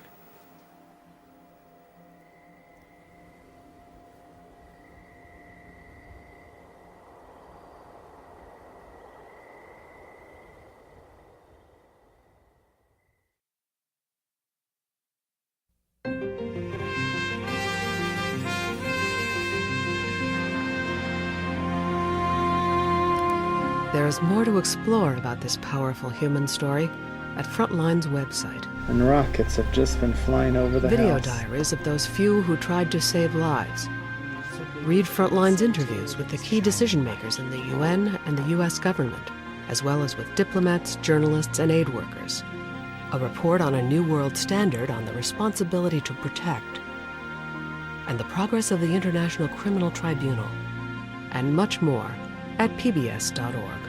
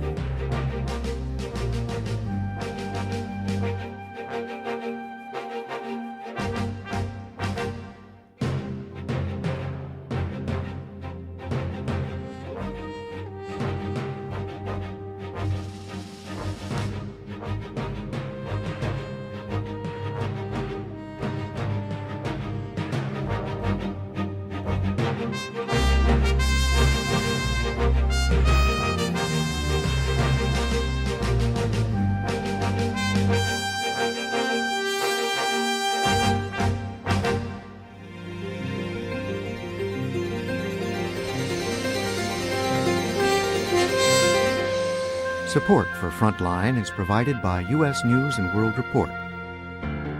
Trust. For over 70 years, a commitment to playing it straight, getting it right. U.S. News and World Report. Trust matters.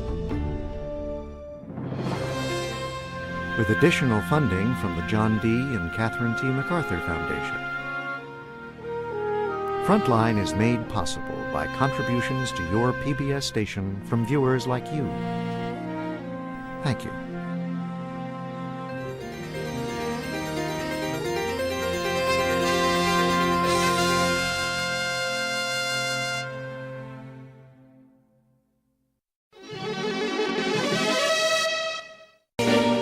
Cause I've been living inside of you, but I guess it's time I set me free, and there's nothing that you can do. I hope you can see. I can't seem to keep people around me, cause I'm scared that they might know the truth all about me. Then they might doubt me, there's no other route. I wanted to shout, but it's too late now cause I'm drowning.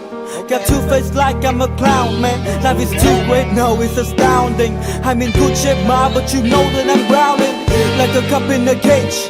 I can't cope with this hopelessness, though I try to be open and go with it, but I'm soaking in the pain like the wind never stop flowing in. As I'm floating in a glowing river through a golden gate, trying to motivate. Yeah, I do my fucking best, but there's two voices in my head, I just can't. I just fucking can't. Cause I've been living inside of you, but I guess it's time I set me free, and there's nothing that you can do. I hope you can see me, cause I've been living inside of you, but I guess it's time I set me free, there's nothing that you can do. I hope you can see. Babe, what you looking like this? You be fine, trust me, just in time we get along. No, leave me alone. Why yes, can you see that you are alone, big? We're now sitting in our own throne, big. We need nobody, can you see it through? But it's not you who I should be listening to. Guess what, big? Nobody fucking needed you. No, and nobody fucking needed me. Yeah, they never needed us. Like when they nailed Jesus up, there's no fucking heaven that they don't believe in us. But they my friend, I'm the only one that you can trust. Yeah, god damn it, you an idiot. Go online, be a slave for the media. And you forgot what your father said. Are you serious? Look at yourself, big. You fucking idiots. Cause I've been living inside of you, but I guess this time I set me free. Oh, I love this. And there's nothing that you can do. Funny guy is always, I see. I hope you can see. Can you see it, baby? There's no one else. Cause I've been living inside of you. You have to accept it. But I guess this time I set me free.